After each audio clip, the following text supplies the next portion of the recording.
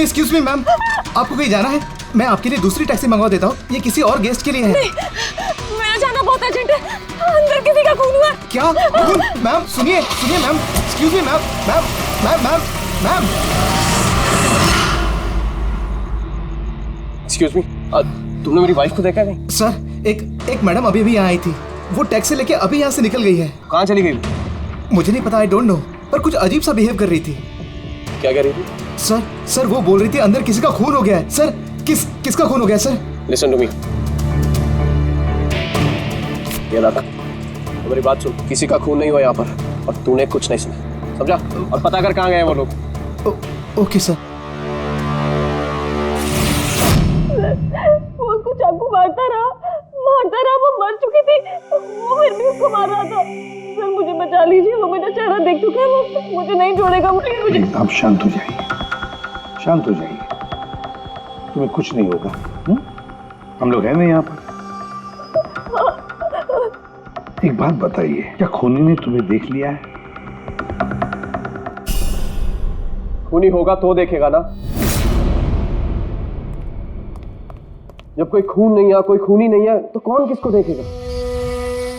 Sir मैं सुनील कुमार, और ये मेरी पत्नी है सर। ये जो भी बोल रही है ना, ऐसा कुछ नहीं हुआ, ये सब ना सिर्फ इसके दिमाग की उपज है, ऐसा कुछ नहीं हुआ सर। नहीं सर, मैं झूठ नहीं बोल रही। मिस्टर सुनील, आप इनके पति हैं, लेकिन इनको यहाँ डराने की कोशिश मत कीजिए, समझे आप? और हम ये कैसे मान लें कि ये जो कह रही है वो सच नहीं है और जो तुम बोल रहे हो वो सही है? सर वो इसलिए क्योंकि ये बीमार है, इसको स्लीप पैरालिसिस है सर। स्लीप पैरालिसिस यानी नींद का लकवा? नींद का लकवा? ये क्या है? नींद में कुछ देर के लिए आदमी की बॉडी पूरी तरह जड़ हो जाती है, सुन्न हो जाती है। ऐसे में तरह तरह का भ्रम होना, और पेशेंट को ये सब सच लगता है, लेकिन वो चाह कर भी रिएक्ट नहीं कर पाता क्योंकि उसकी बॉडी उस समय पूरी तरह पैरालाइज्ड होती है। इसे स्लीप पैरालिसिस कहते हैं, नींद का लकवा। Is it okay? Exactly sir, हमारी शादी को 6 साल हो गए, और इन 6 सालों के दौरान हर दूसरी तीसरी रात को इसको ये अटैक आता है सर, और इस बार भी यही हुआ है, और कुछ नहीं हुआ सर। हाँ सर, मानती हूँ मुझे ये बीमारी है। जब भी मेरा माइग्रेन का दर्द बढ़ जाता है तो मुझे चक्कर आने लगते हैं, आंखों के सामने सब कुछ धुंधला दिखाई देता है। लेकिन सर ऐसे मैं सोने की कोशिश करती हूँ बस।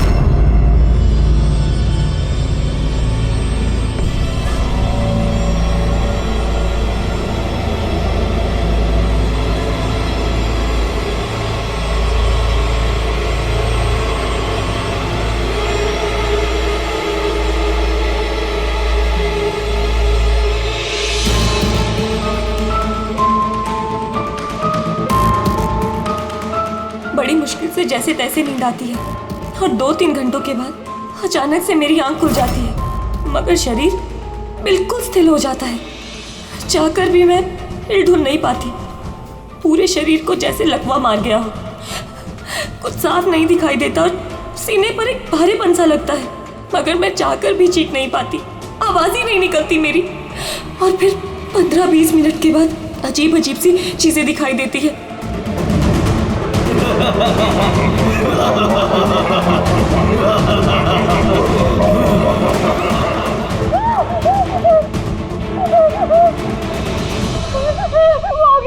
वो मुझे मार देगा, वो आ गया।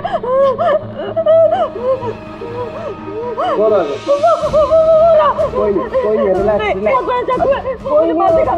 किधर कोई नहीं, देखो शांत हो जाओ, तुम्हें फिर से अटैक आया, देखो रिलैक्स। कोई नहीं है, शांत हो जाओ, रिलैक्स। कोई नहीं, देखो कोई नहीं, मुझे रिलैक्स। तुम्हें फिर से अटैक आया, रिलैक्स हो जाओ, तुम्हें फिर से दौरा पड़ा था, कुछ नहीं। मतलब जो कुछ भी आपको दिखाई देता है वो सब भ्रम है, कोई सच्चाई नहीं है। हाँ, हर बार सच नहीं होता था, लेकिन इस बार सच हुआ। वो मेरा बहन नहीं था सर। मुझे उस लड़की का चेहरा इतना साफ याद है कि मैं उसे कभी भी पहचान सकती हूँ। मुझे कोई शैतान या दानव नहीं दिखाई दिया सर, जैसे हर बार होता था। मैं सच बोल रही हूँ, मैंने वहाँ पर खून होते हुए देखा था। मैं बिल्कुल झूठ नहीं बोल रही। हाँ, खून हुआ था। खून खून खून, बस कुछ नहीं हुआ वहां पर। सुनील जी चुप रहिए, आप चुप रहिए। खून हुआ है क्या नहीं ये हम पता लगाएंगे। आप दोनों सिर्फ सिलसिलेवार बताओ क्या हुआ था उस रात को, शुरुआत से। सो हम दोनों यहाँ मेरे कजन अभय की शादी अटेंड करने के लिए आए। कल रात अभय और मिताली मतलब उसकी होने वाली वाइफ के लिए कॉकटेल पार्टी थी। अब है मेरी बात ध्यान से सुनो। मिताली की जितने भी प्रॉपर्टीज और बैंक बैलेंस है तेरे शुरू होने से पहले 60% तुम्हारे नाम ट्रांसफर हो जाने चाहिए। इस लड़की पर तुम्हारे प्यार का जो भूत सवार है ना उसे यूज करो बेटा। वेल मिताली, एक बात कहूँ, अभी भी वक्त है, सोच ले। ये अभय तेरे लायक नहीं है। तुम्हें इससे बेटर लड़के मिल सकते हैं। तुम्हें नहीं पता, इसके चर्चे तो पूरे शहर को मालूम है। मैं तुम्हारी शादी इससे इसलिए करा रहा हूँ ताकि तुम्हारी डूबती हुई नैया पार लग जाए। You got it? So be focused please. पता है मुझे क्या करना है। मुझे वो साइको से शादी करने का कोई शौक नहीं है। कर रहा हूँ क्योंकि सिर्फ एक ही रास्ता है, इसलिए मुझे मत समझाइए कि क्या करना है। I know what to do. ठीक है? हाय।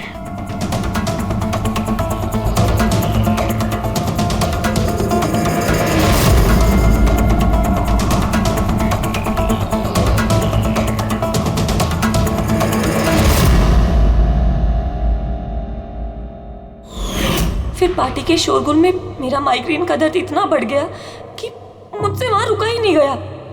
रायमा, क्या हुआ? क्या हुआ? वो माइग्रेन शुरू हो गया।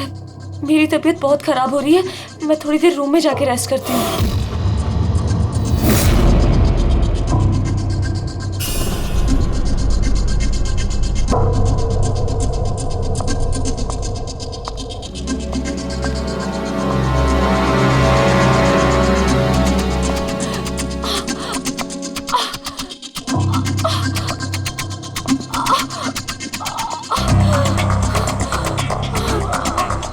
मैं फिर इतनी ज्यादा तकलीफ में थी कि मैंने नोटिस ही नहीं किया कि कमरा मेरा भी है या नहीं।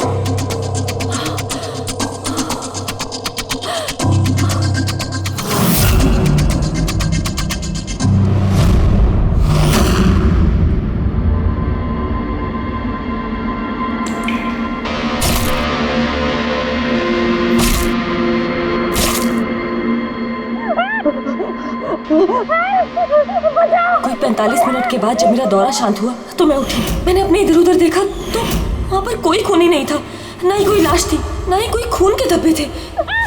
क्या हुआ?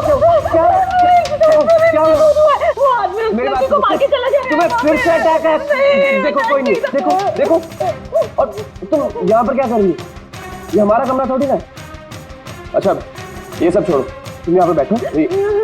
मेरी बात सुनो, तुम यहीं पर रखो, मैं तुम्हें पानी लेके आता हूँ। रिलैक्स। जब भाग के वापस गया तो राइमा वहां से चली गई और वहां से ये आपके पास आ गई और मैं इसके पीछे यहाँ था।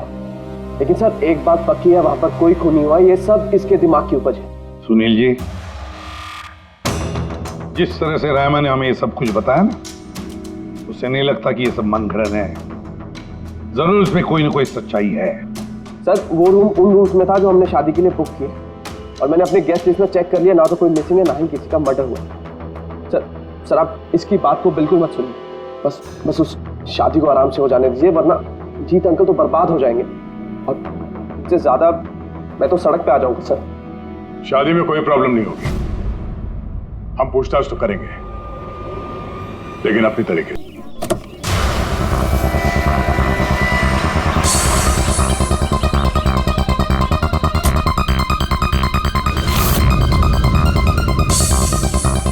Welcome sir. Welcome ma'am. ये रिसेप्शन डेस्क किस तरफ है? आप सीधा जाइए, then take a right turn. Thank you so much. जी हाँ, वो बिजनेस ट्रिप पे आया हूँ। ओके सर, यहाँ साइन कीजिए सर। बस थोड़ा रूम का व्यू अच्छा होना चाहिए। Sure sir, enjoy your day. Thank you. Welcome sir, welcome ma'am, how can I help you? हाँ वो वो हम लोग अभय के वेडिंग के लिए आए थे, तो चेक इन करना था रूम में। ओके सर, आप अपनी डिटेल्स दे दीजिए, मैं आपको रूम की की देती हूँ। Oh sure. बेबी तुमने इन्हें बताया नहीं? हाँ? हमें रूम 103 चाहिए। I am so sorry sweetheart, मैं तो भूल ही गया। मैम दरअसल हमें वो 103 नंबर वाला स्वीट रूम चाहिए। ठीक है, आपको हम 103 ही दे देते हैं। जैसा मैंने कहा था वैसा क्यों नहीं किया? लेकिन अब क्या करेंगे, कैसे छिपाएंगे? छुपाना तो पड़ेगा ही। आओ मैं तुम्हें बताता हूँ कैसे। आ जाओ।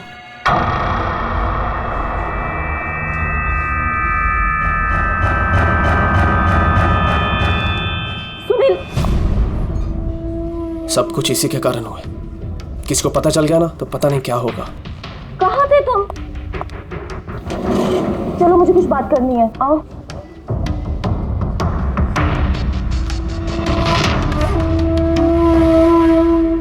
Thank you. Excuse me. Yes sir. मुझे आपका सीसीटीवी सिस्टम चेक करना है। आपके सिक्योरिटी इंचार्ज को बुला सकती है? Okay sir.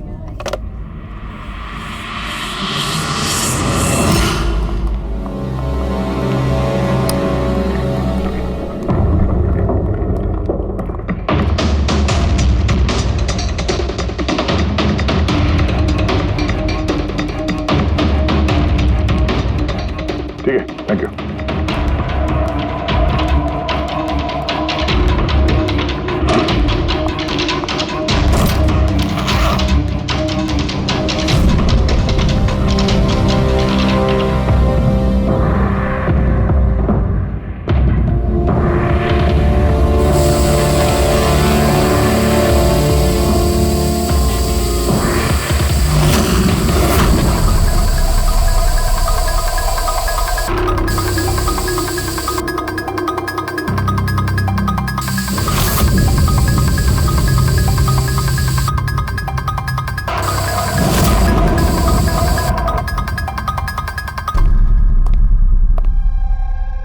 लुमिनॉल टेस्ट से तो कुछ पता नहीं चल रहा है। ऐसा लगता तो नहीं है कि यहाँ कोई खून हुआ है। सर खूनी ने बहुत अच्छे से सफाई की है। ऐसे कैसे हो सकता है? सर जिस तरह रायमा ने बताया है, कत्ल के वक्त यहाँ पर खून ही खून होना चाहिए। और कितनी भी अच्छे से सफाई की जाए, इस केमिकल से तो खून के धब्बे सामने आ ही जाते हैं। पर यहाँ तो कोई निशान है ही नहीं। कोई निशान नहीं है। सर या तो रायमा को सचमुच में भ्रम हुआ है, या फिर कातिल ने खून की एक भी बूंद कहीं पर गिरने नहीं दी है।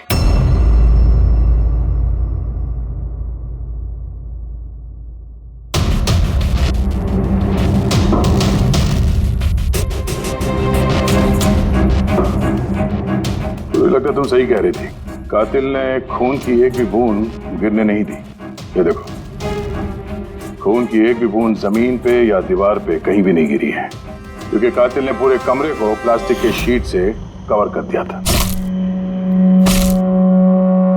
सर मतलब रायमा ये सब कुछ प्लास्टिक के उस तरफ से देख रही थी, इसलिए उसे सब कुछ धुंधला धुंधला नजर आ रहा था।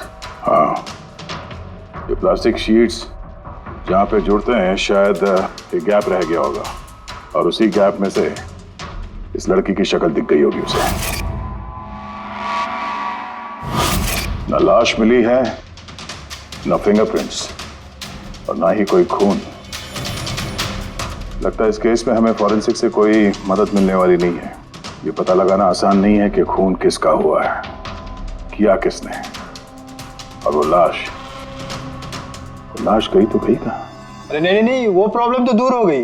एक्चुअली अपना सॉफ्टवेयर करप्ट हो गया था, इसलिए जितनी भी रिकॉर्डिंग हुई थी सब डिलीट हो गई। परसों में जो रिकॉर्ड किया गया था, परसों से लेकर आज तक का जो रिकॉर्ड है सारे डिलीट है। डिलीट हो गया। पिछले 24 घंटे का सारा फुटेज उड़ गया है। खून होने का टाइम रायमा जी ने जो बोला, तब से लेके 24 घंटे तक होटल के अंदर क्या क्या हुआ इसका कुछ पता नहीं है। कमाल है, पहले कमरे को प्लास्टिक से ढक दिया, अब ये सीसीटीवी फुटेज। बहुत शातिर अपराधी है। एक मिनट, तुमने कहा होटल के अंदर का कुछ पता नहीं, और बाहर का? होटल के बाहर सीसीटीवी फुटेज होगा ना? Main gate, garden, parking lawn और होटल के पीछे।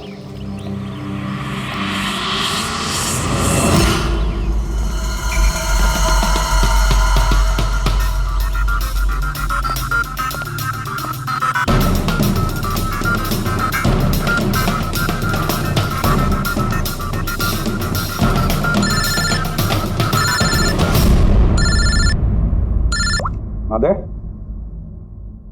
क्या रायमा ने जो देखा उसका भ्रम नहीं हुई थी, सच्चाई है? किसी का खून हुआ? माय गॉड, कोई कुछ भी नहीं। अच्छा ठीक है, मुझे इन्फॉर्म करते रहना। क्या हुआ बॉस, कुछ मिला क्या? बड़ा शातिर है खूनी, बड़ा शातिर है। कोई सबूत नहीं छोड़ा है उसने, कोई भी सबूत नहीं छोड़ा तेरे लिए। ऐसा कैसे हो सकता है यार? लेकिन ऐसे हुआ है सालुंके, ऐसे हुआ है। रायमा की जान को बहुत बड़ा खतरा है। क्या बोल रहे हो, कुछ समझाओ भी। यार हमारे लोगों को वहां पर कोई पुख्ता सबूत नहीं मिला, लेकिन सारी बातें ऐसे दिखाती है कि वहां पर किसी का खून हुआ है। और देख, एक बात याद रख, रायमा चश्मदीद गवाह है, उसने खून होते हुए देखा है और खूनी आसपास ही है, तो रायमा की जान को जरूर खतरा है। और उसका फुटेज? सर वो भी उड़ गया। नहीं, वो उड़ा नहीं है, वो सही सलामत है। अंदर और बाहर के सीसीटीवी कैमरे का केबल कनेक्शन अलग अलग है, इसीलिए वो बच गया। बच गया मतलब फुटेज मिल सकता है? हाँ बिल्कुल, मेरे पास है ना। ये रहा बाहर के कैमरे का फुटेज।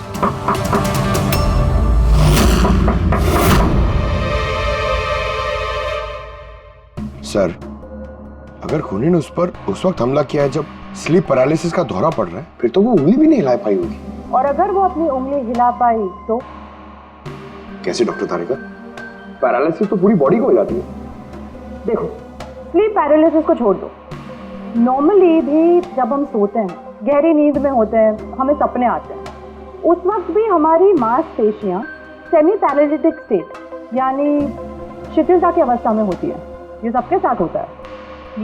लेकिन बॉस, ऐसे में भी हमारे पेट की, छाती की और गले की मांसपेशियां सबसे ज्यादा शिथिल होती हैं। स्लीप पैरालिसिस में भी ऐसा ही होता है। और ऐसे में जिस व्यक्ति को स्लीप पैरालिसिस की बीमारी है, अगर वो अपने हाथों की उंगलियों पर कंसंट्रेट करे, इन उंगलियों पर ध्यान केंद्रित करे और इन्हें हिलाने की कोशिश करे, मुट्ठी को बंद करे और खोले, तो ये पैरालिसिस स्लीप को भी तोड़ा जा सकता है। यार मान ले सालुंके कि रायमा ने अपनी स्लीप पैरालिसिस तोड़ दी, लेकिन वो तोड़ने में उसे जितना भी वक्त लग रहा, उतने वक्त में अगर उस पर हमला हो गया तो ऐसी कोई चीज चाहिए सालुंके, ऐसी कोई बात जिससे वो दूसरों को बता सके कि उस पर हमला हो रहा है, वो कह सके कि मुझे बचाओ, मुझे बचाओ। ऐसी चीज भी है। एक रुक तारिका बॉस, ये है अलार्म। रायमा जब अपनी उंगलियों की प्रैक्टिस कर रही होगी अपनी स्लीप पैरालिसिस को तोड़ने के लिए, और जब वो इसको तोड़ लेगी अपने निश्चित समय से भी पहले, तो उसे करना सिर्फ ये है कि इस अलार्म को दबाना है, और ये अलार्म बजने लगेगा। और ये अलार्म दया, पूर्वी और अभिजीत तीनों के मोबाइल फोन से कनेक्टेड है, पता चल जाएगा और वो लोग उसके पास पहुंच जाएंगे और खूनी को पकड़ लेंगे। सर, सालुंके के अलार्म से खतरा टल सकता है, पर खत्म नहीं होता। खतरा तो तब खत्म होगा जब हम खूनी तक पहले पहुंचेंगे। हम खूनी तक पहले पहुंचेंगे। अब ये अभय का रूम नहीं है? अबे कौन? वो जिसकी शादी होने वाली है? यस ऑफ कोर्स, उसकी शादी मुझसे होने वाली है। ओहो, और आपको आपके फियांसे का कमरा नहीं पता है? वैसे ये मेरा कमरा है और रिसोर्ट के सारे कमरे शादी वालों ने बुक नहीं किए हैं, और भी लोग रहते हैं यहाँ पे। कॉन्ग्रेचुलेशन। हेलो, कहाँ हो तुम? और ये तुम मुझे अभी बता रहे हो? सीरियसली? लोग जो भी करना है जल्दी करो, मेरे पास ज्यादा वक्त नहीं है। और हाँ, मुझे शादी में ना किसी भी तरह की कोई प्रॉब्लम नहीं चाहिए, ठीक है?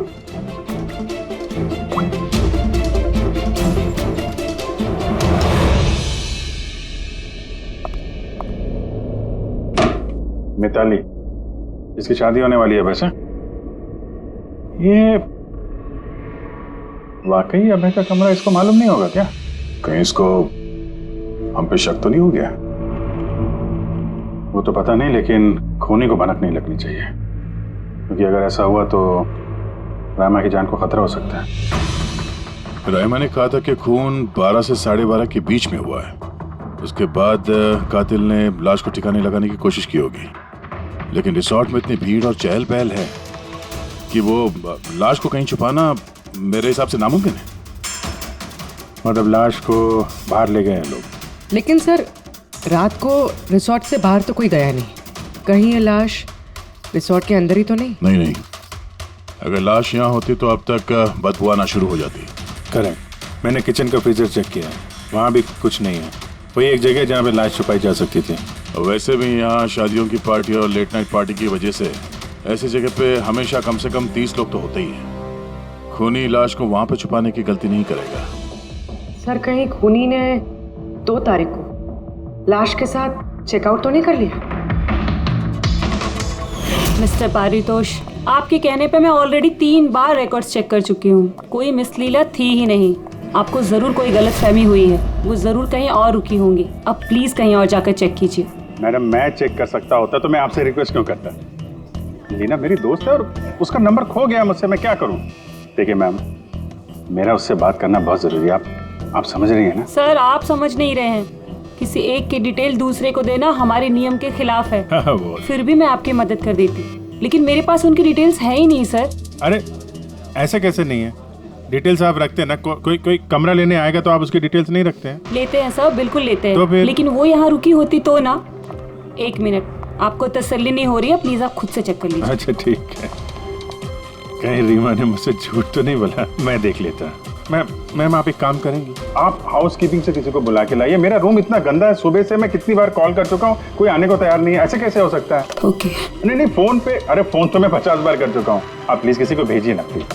ठीक है सर, मैं बुला के लाती हूँ। Thank you ma'am.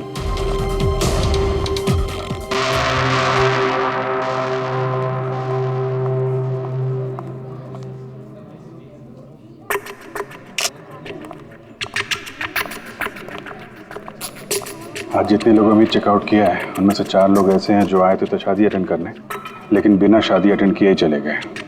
शादी बिना अटेंड किए ही चले गए? बड़ी अजीब बात है। ये मिस्टर वलेना, मिस्टर दक्ष, मिसेस मोटवानी और मिस सूजी। सर, मैं इन 4 के बारे में सब कुछ पता करती हूँ। अपूर्वी, रायमा को होटल के बाहर का सीसीटीवी फुटेज दिखाना, मेन गेट का, जहाँ से लोग आते जाते हैं। उसने कहा था ना हमसे कि वो उस लड़की को पहचान लेगी। सर,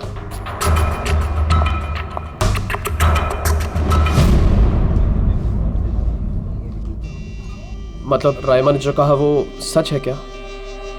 मिस्टर सुनील, आप किस बात से ज्यादा परेशान हैं? यहाँ पे खून हुआ है उससे या फिर रायमा ने देख लिया उससे? ये सब इन्वेस्टिगेशन तुम हम पर छोड़ दो। शादी का मजा लो। हाँ? क्या कब बदल जाए यहाँ पे कोई कुछ कह नहीं सकता है।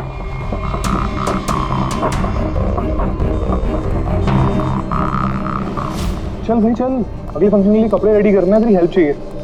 वैसे लोग कौन थे? तेरे गेस्ट हैं? हाँ, मेरे गेस्ट ही हैं। चल चल चल।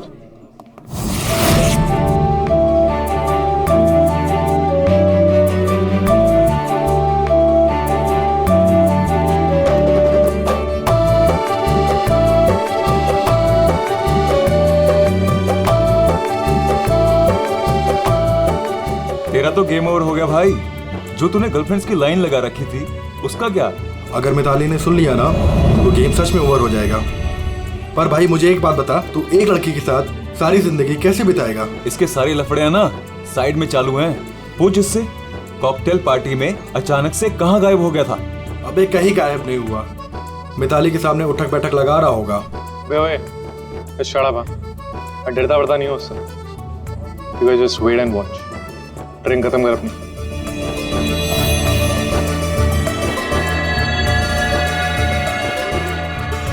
इसका मतलब कत्ल वाली रात अबे पार्टी में नहीं था।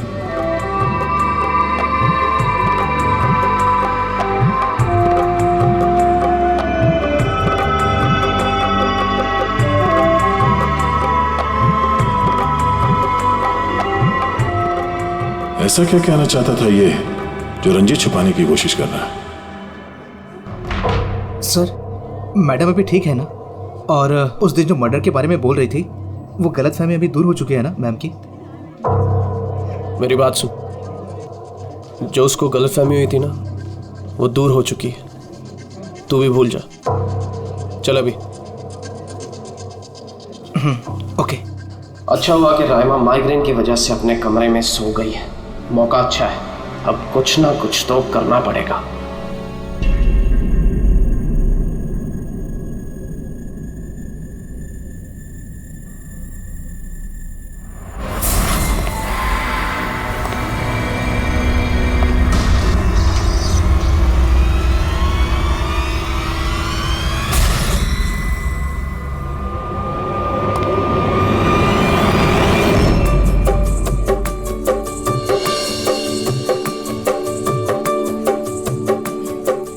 अरे वाह, कितनी अच्छी मेहंदी लगाई है तुमने, दिखाओ।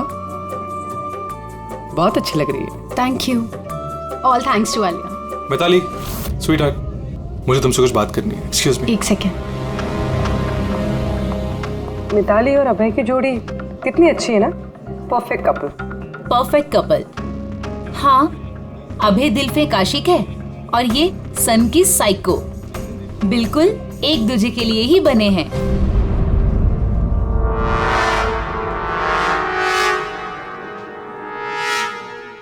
मिताली को अभय के बारे में ये पता है?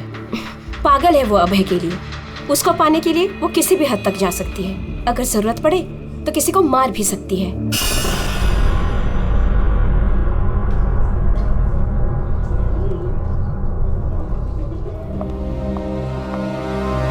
हो गई बात?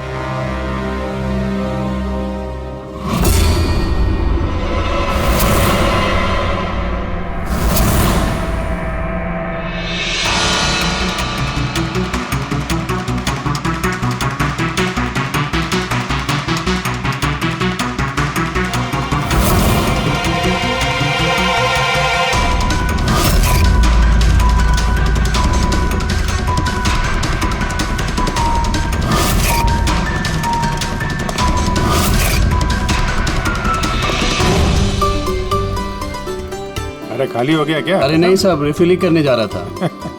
अरे यार, ये दूल्हा जो है ये तो बड़ा बहक रहा है। क्या मिस्टर नितिन और वो रंजीत रोकते नहीं है क्या?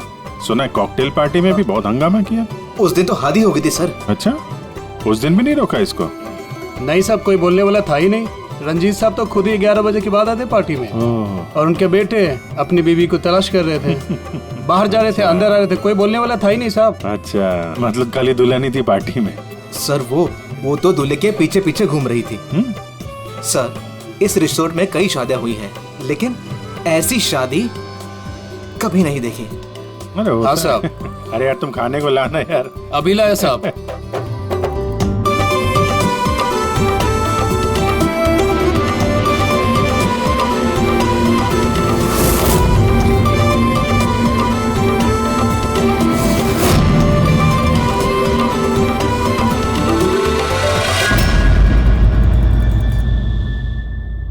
राइमा, ये देखो, ये तुम्हारी मदद के लिए अलार्म है। जैसे तुम इस बटन को दबाओगी, दया, पूर्वी और अभिजीत के पास जो फोन है उस पर अलार्म बजेगा और वो लोग तुरंत तुम्हारी मदद के लिए वहां पहुंच जाएंगे। जी। लेकिन जब तुम्हें स्लीप पैरालिसिस हो, अपने हाथों की और पैरों की उंगलियों को हिलाने की कोशिश करना, क्योंकि सबसे कम असर स्लीप पैरालिसिस का हमारे हाथों की और पैरों की उंगलियों पर होता है।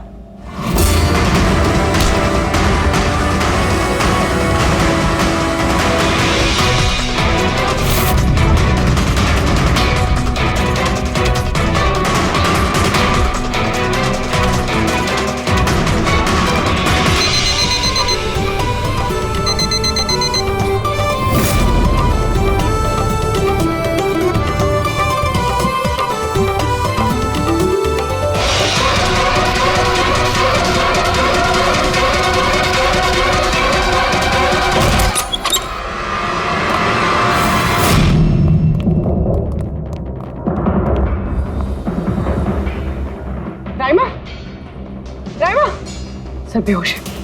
राइमा, राइमा, राइमा होश में आओ।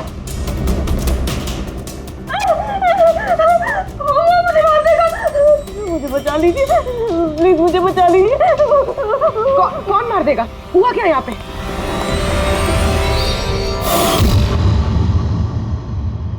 क्यों मिस्टर सुनील, क्या कहना है आप? अब तुम्हें इसकी बात पे विश्वास हो रहा है या अभी तुम्हें अपनी ताऊ जी के रेपुटेशन की फिक्र है? अब मैं क्या ही बोलूं सर, सलिया कि ये जिंदा है। अच्छा, वैसे आप यहाँ आए कैसे? पार्टी तो नीचे चल रही थी, हाँ? और यहाँ पे क्या हुआ किसी ने नहीं सुना, तो फिर आप हमारे साथ साथ यहाँ कैसे आ गए? आप मुझ पे शक कर रहे हैं? मैं अपनी पत्नी को मारने की कोशिश क्यों करूंगा? शक तो हम सब पे करते हैं। फिलहाल अभी आप बाहर जाइए, हमें रायमा से कोई जरूरी बात करनी है, प्लीज। सर आप लोग प्लीज मुझे बचा लीजिए। जब वो आदमी उसको खून कर रहा था तो मैंने उसे देख लिया था, मुझे नहीं छोड़ेगा, प्लीज आप कुछ कीजिए ना, वो दोबारा आएगा, वो मुझे मार देगा, प्लीज प्लीज कुछ कीजिए। देखो रायमा, घबराओ मत, हमारे यहाँ पे होते हुए कोई कुछ नहीं कर सकता तुम्हारा, ठीक है? लेकिन वो औरत जिसका खून होते हुए तुमने देखा, उसे हम लोग नहीं पहचानते, तुम उसे पहचानती हो, तो हम लोग एक फुटेज दिखाएंगे, जरा उस फुटेज में देख के उस लड़की को पहचानो प्लीज। जी। रेडी?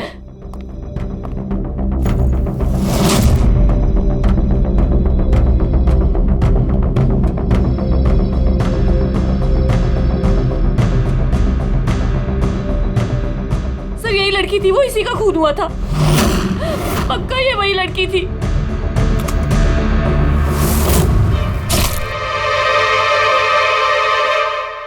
अगर ये यहाँ पे आई थी तो किसी ने तो देखा होगा उसे। वो मुझे मारेगा। वो लड़की यहाँ पे आई थी तो किसी न किसी से तो मिली होगी ना। लगता है ब्यूरो जाने का वक्त आ गया।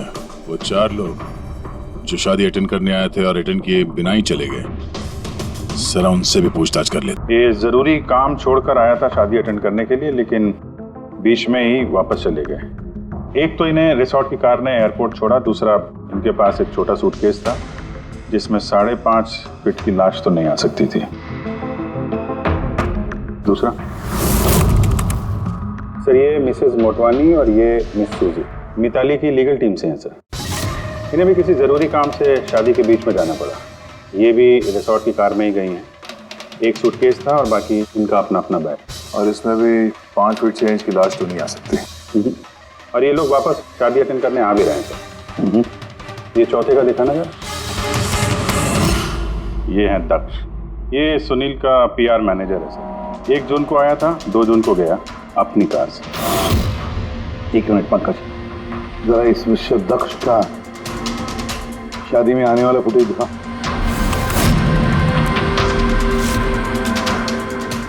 ओके, और अब इसके जाने का वीडियो दिखा। मिस्टर दक्ष आए थे 1 सूटकेस के साथ और जा रहे हैं 2-2 सूटकेस के साथ। शादी से रिटर्न गिफ्ट लेके जाने से।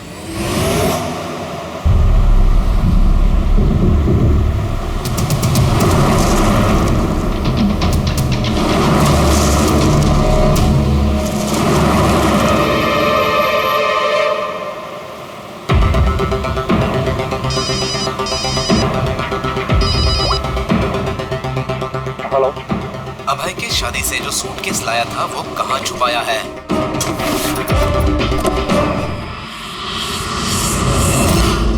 कौन बोल रहा है? और क्या बोल रहे हो तुम? कौन से सूटकेस?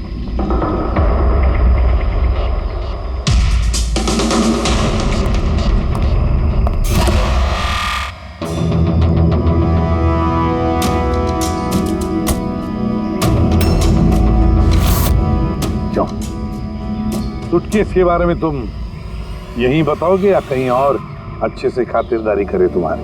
क्या बात?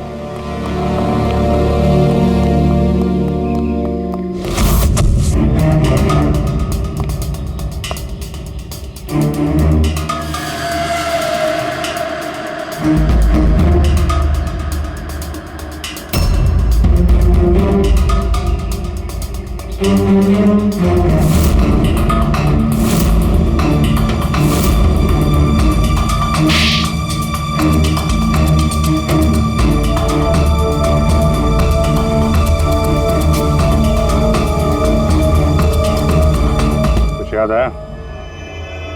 मेरे पास और कोई रास्ता नहीं है। मेरा घर और कंपनी दोनों उनके पास गिर गई। अगर मैं मना कर देता तो मैं बर्बाद हो जाता। खुद को बर्बादी से बचाने के लिए एक लड़की का खून कर दिया तुमने, हाँ? अब ये बताओ लड़की थी कौन? करिश्मा, अभय की गर्लफ्रेंड।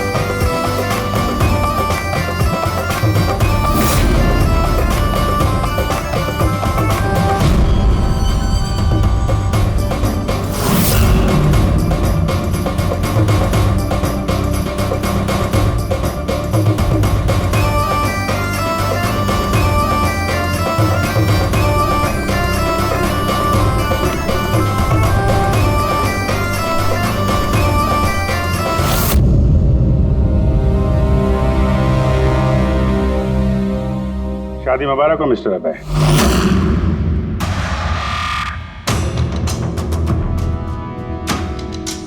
आपके लिए कुछ तोहफे लेकर आए हैं, ऐसे तोहफे जिनके बगैर ये शादी पूरी हो ही नहीं सकती। आपकी दोस्त करिश्मा ने आपके लिए कुछ तोहफे भेजे हैं।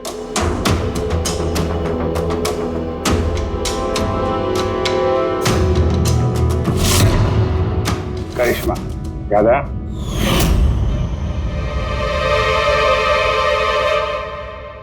तोहफे देखना चाहेंगे? देखना नहीं चाहेंगे आप? हाँ, देखें। अभी दिखाता। सर सर नहीं नहीं नहीं, मैं रुकिए प्लीज।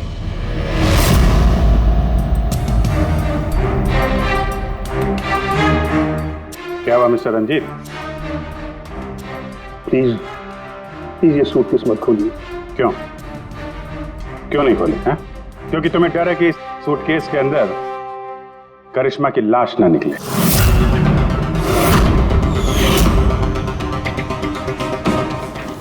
वही करिश्मा जिसे तुमने और दक्ष ने मिलकर मारा, फिर ऐसे ही सूटकेस में भर के उसके लाश के टुकड़े टुकड़े किए और बात ठिकाने लगा दिए।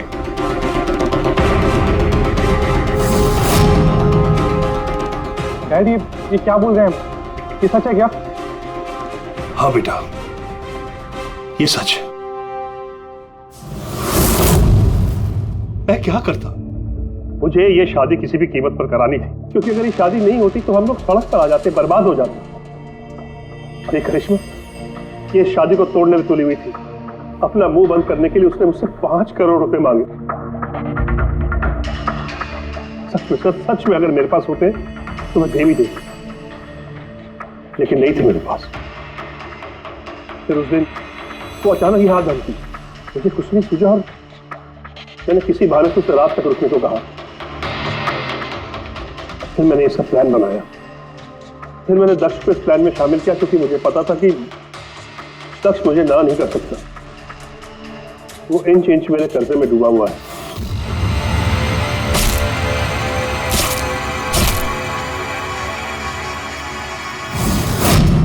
सब कुछ ठीक चल रहा था, सब कुछ हो गया था। फिर पता नहीं अचानक ये कहां से आ गई। इसने आके अचानक सब कुछ देख लिया। मैंने तो ये सभी मारने की कोशिश की थी, लेकिन आप लोगों की टीम ने इसे बचा लिया। एक गुनाह को छुपाने के लिए एक और गुनाह, और इस सब की जड़ है तुम्हारा ये दिल फेंक बेटा। सही समय पर रोक लिया होता तो ये नौबत नहीं आती, और तुम्हारे शादी का असली तोहफा तो तुम्हें अब मिलेगा। एक हत्या और एक हत्या करने की कोशिश के जुर्म में तुम दोनों बाप बेटे जेल जाओगे।